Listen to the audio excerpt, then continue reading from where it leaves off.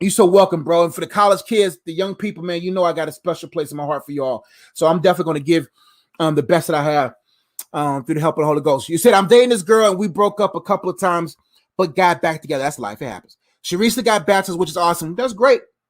How do I know if I should be in this relationship or if I'm forcing it? Let's start there. Go with the flow. As young people, you have to learn about how to go with the flow of God.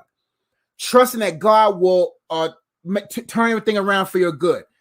There were situations in me and my wife's dating relationship that we didn't think was going to end up being married. But God orchestrated us to get back, and look, we're 3 years married now, right? So you don't want to get so caught up in whether or not y'all will be together, right? You got to focus on you, man. Let me tell you something about college at the precious age that you're at right now. As a young man, a lot of young men get trapped, and not necessarily the woman is a trap, but I'm saying they get trapped into love early, but they never love themselves. Men have to learn how to love themselves. Men have to learn how to develop themselves. Men have to understand order and leadership, right? Because a woman can be overwhelming. The baptism can be overwhelming. And that natural desire to be needed and to seed it will have you end up being married to it prematurely. Men have a natural instinct to instruct, to care, to guide. They have this natural instinct to be needed, right? And to seed it, like to seal it. Like, I want to marry this woman, but you really don't have anything to offer her. You haven't really cultivated yourself. And so a lot of young men, they get married early and then they have resentment later because now they done gave everything to marriage. Because y'all understand, a lot of ladies are okay with just being married. Some women, they idolize marriage to such a degree that they win. And then if you marry her and the winning, and she's the only one winning, she's the only one that won, and you still a son, and you haven't really grown up to being a man, then you're going to end up having resentment towards her. That's why it's important for a man to know how to be led by God so he can develop leadership skills, so he will know how to lead a woman's will, an emotional zeal, her feelings, right? He'll be able to know how to lead it without falling entrapped by it, right? And so then that will keep you from forcing it. If you feel like you're giving more energy, time, and emotion to the idea of y'all two or the relationship of y'all two, and it starts affecting your schoolwork, starts affecting your talents, giftings, etc., then you know you're forcing it. What you got to do is say, do I trust God with it? Do I trust God has the one for me? Do you know the girls I dated in college, how I felt back then? Like, oh, she got to be the one. And she ain't end up being the one, and the one I have is 20 times greater.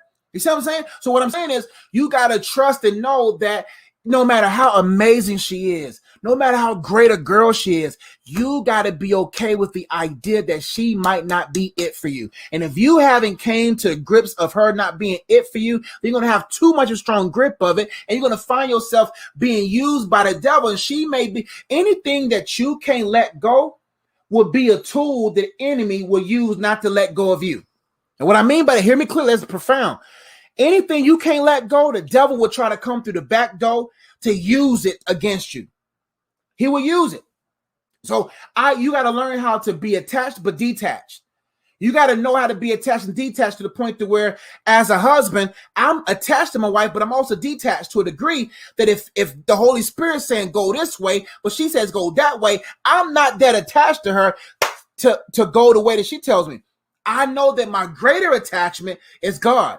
So there's a balance in being attached and detached, and the nuance and the balance of that, so that you don't become unbalanced later. So right now, bro, I would just say, hey, if you meet me at the altar, cool. But right now, I got to make sure I don't alter my purpose, alter what God has for me, right? So I'm dating this girl, and we broke up a couple of times. It happens, but got back together. So y'all together now. Y'all got back together. So y'all together now. She recently got baptized, which is awesome. How do I know if I should be in this relationship or not? What I would do, my brother, say, as the man, as the young man, I will go to her and say, you know what? I'm going to do what's right. What I'm going to do is, let's take 2 weeks. You go focus on your studies. You go focus on you. I'm going to go focus on me. I need for you to go pray and seek God. I'm going to go pray and seek God because I want what's best for you. I want God's best for me. I want God's best for you. And I do not want to invest time, emotion, or energy into anything that God has asked me. So I think it will be right. And couple that with, I hope it's you. I love you. But I got to make sure that you're from God. Take 2 weeks away. And when y'all 2 weeks away, I need you to do this, my friend. God, I believe that I hear from you. Petition to God one time. God, I believe I hear from you. Here's my heart. And vent to God. God, I love her. Get all that out of your emotion. Talk to God about her.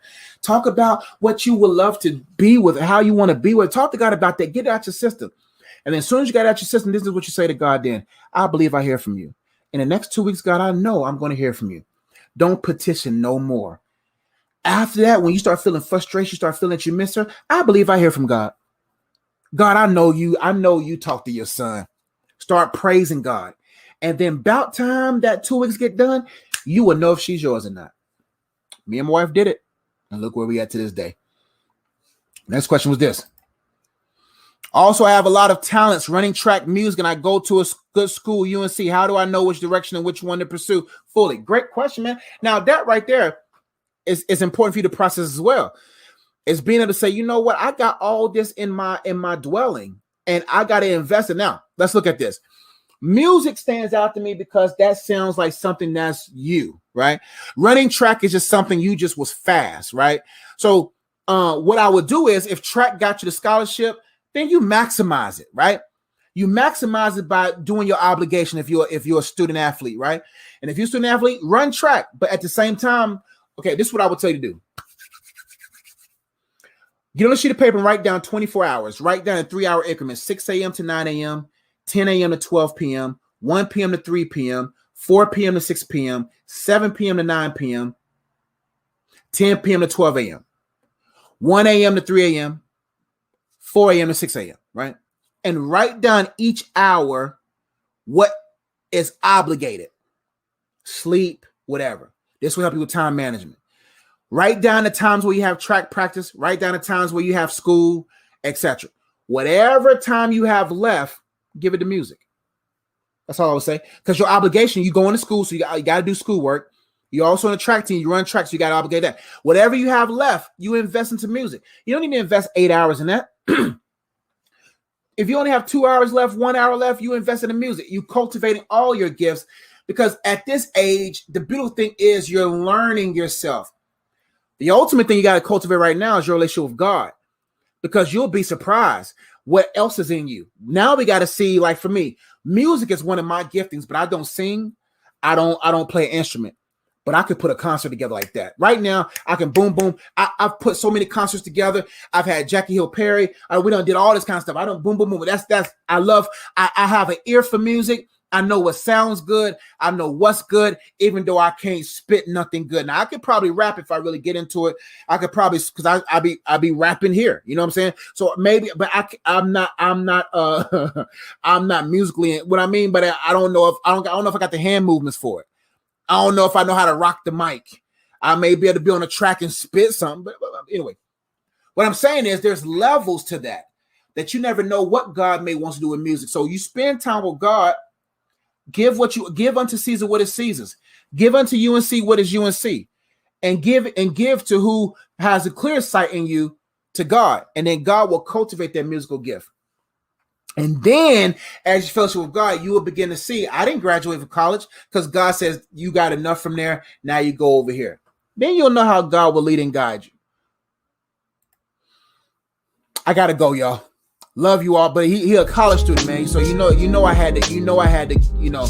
And she said, amen. Great counsel for that, brother. I love it. Thank you so much for watching this video. I really hope you enjoyed it. And if you want to engage more content, make sure you check out the videos over here. If you want to learn more about the books that I've written or the cards that I've created or ways that you can support and engage with what I do online, make sure you check out the links in the description box below. And if you've been watching this far, you haven't subscribed already, go ahead and subscribe, hit that bell, and make sure you leave a comment. I would love to read it and would love to engage and be your coach online. I'll see you on the next video. Peace.